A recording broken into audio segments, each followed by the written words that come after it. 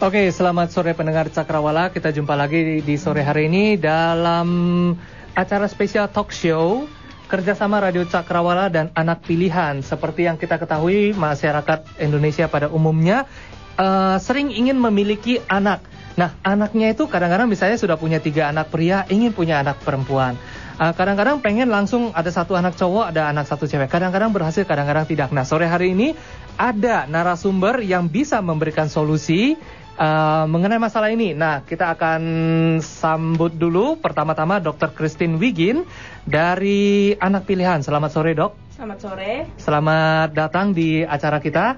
Dan tentunya kita nanti akan bertanya banyak ya, Dok, kepada Anda. Bagaimana sih caranya? Tentunya pendengar Cakrawala nih semuanya pada penasaran.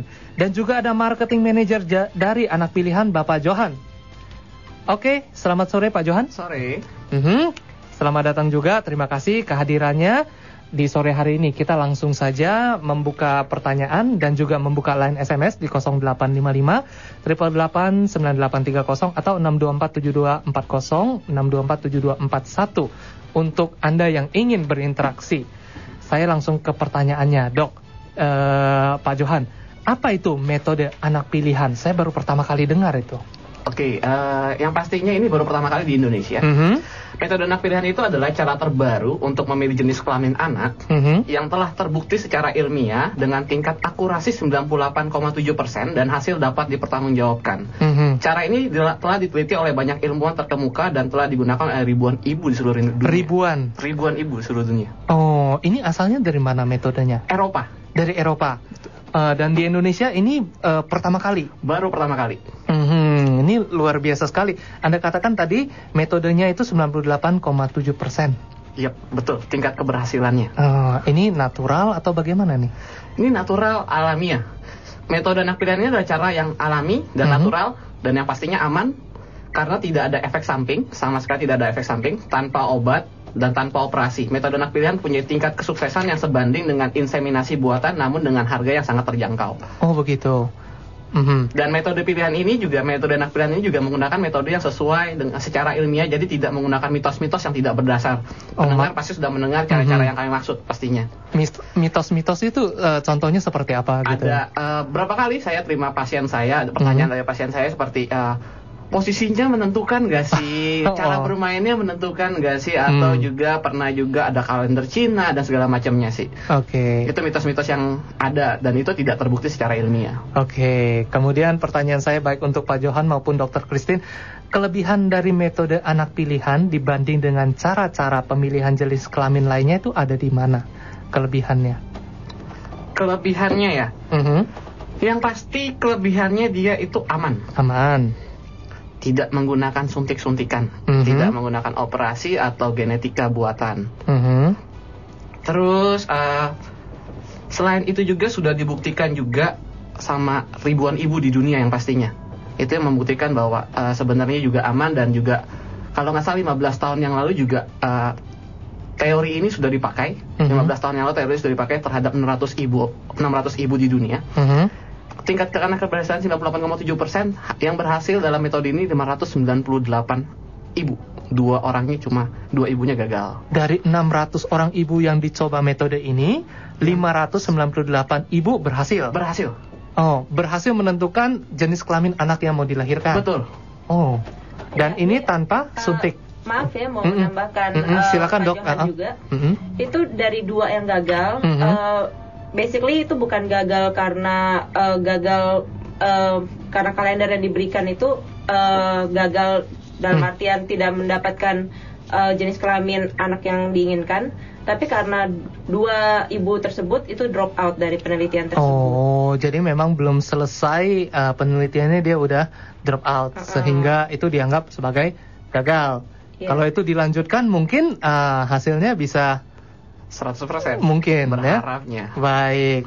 Jadi metode ini kelebihan utamanya adalah aman, tidak ada suntik, tidak ada operasi, tidak ada manipulasi genetika ya. Betul. Dan tadi saya dengar dibandingkan dengan inseminasi buatan ya, kalau saya tidak salah. Iya. Itu lebih terjangkau ya harganya. Iya, lebih terjangkau, jauh lebih terjangkau. Jauh lebih terjangkau. Nah, tadi ternyata sudah terbukti oleh 600 ibu ya. Betul. Dan sudah dicoba di luar negeri, di negara mana ya? Di Eropa, Prancis tepatnya. Di Prancis sudah ribuan. Iya. Oke. Nah, metode anak pilihan ini asal muasalnya ini dari mana?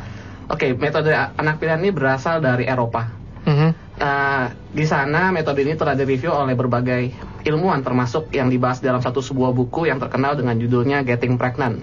Kami punya buku ini di kantor kami. Jika pendengar ingin melihat atau membacanya, boleh, tapi tidak boleh dibawa pulang. Atau mungkin bisa beli buku ini di toko buku yang mungkin menjualnya. Nah, itu dari Eropa tentunya. Apakah tadi Anda katakan ini dari Prancis atau? Iya. Ya, dari Prancis. Iya. Oke.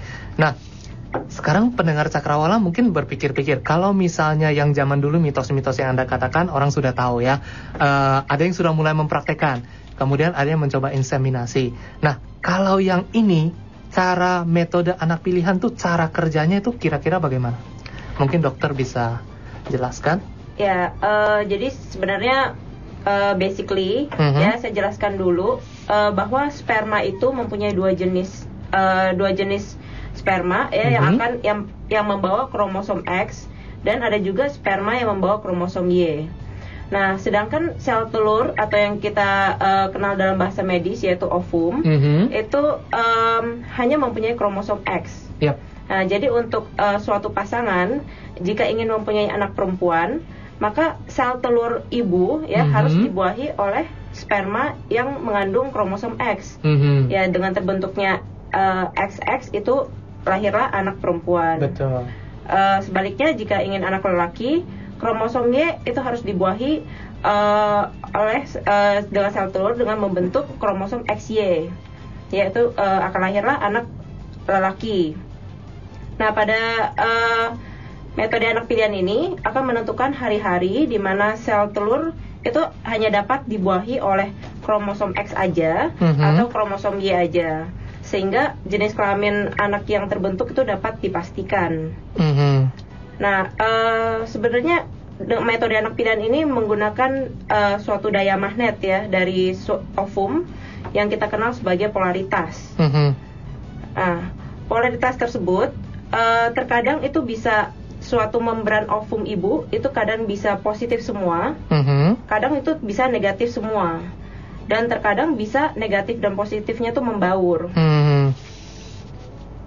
Nah, jika suatu pasangan ingin mendapatkan anak perempuan, biasanya kita menunggu untuk membran sel telur itu mendapat polaritas positif semua.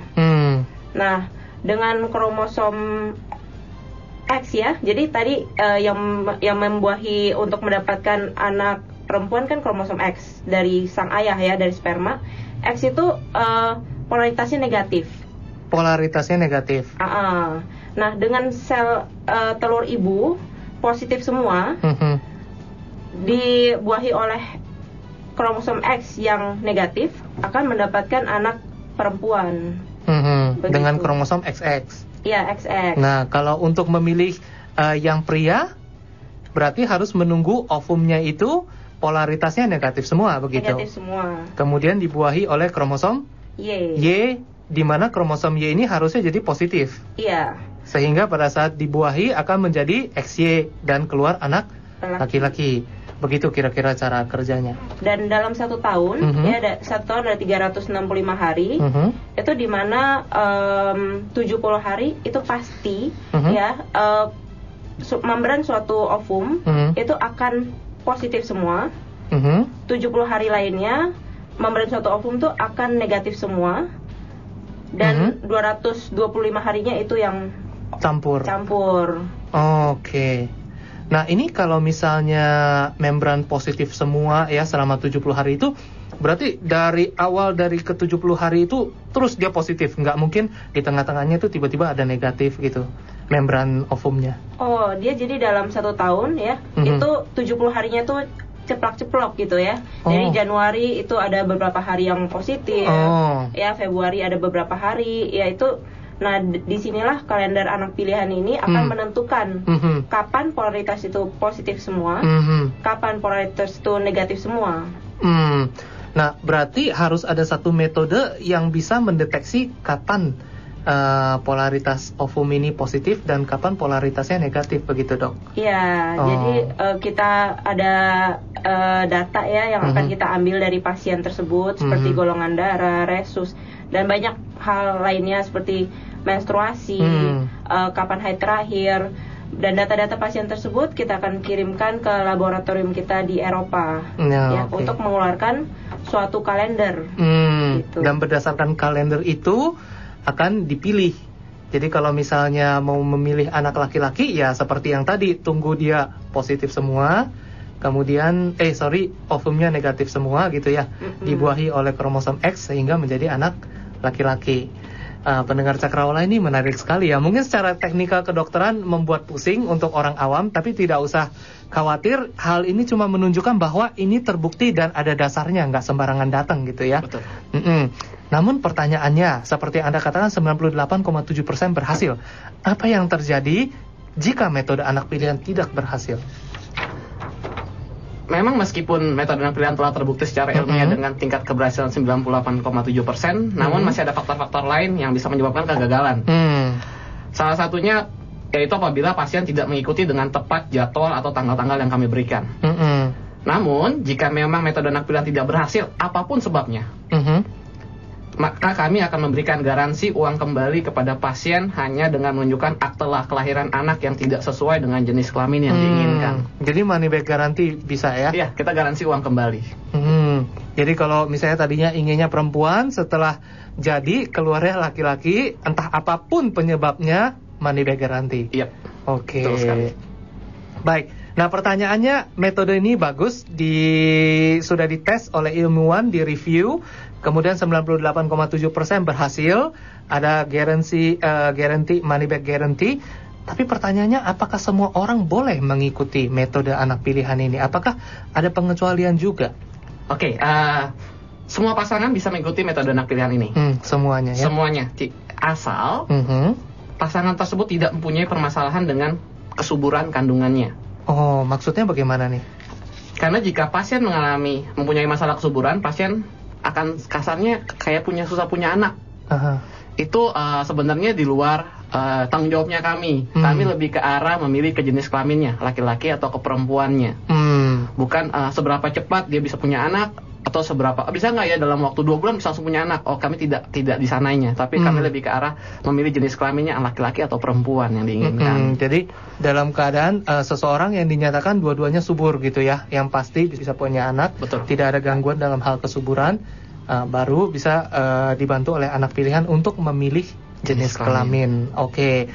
Nah, pertanyaan yang paling dasar, Anda katakan tadi ini terjangkau dibanding inseminasi buatan.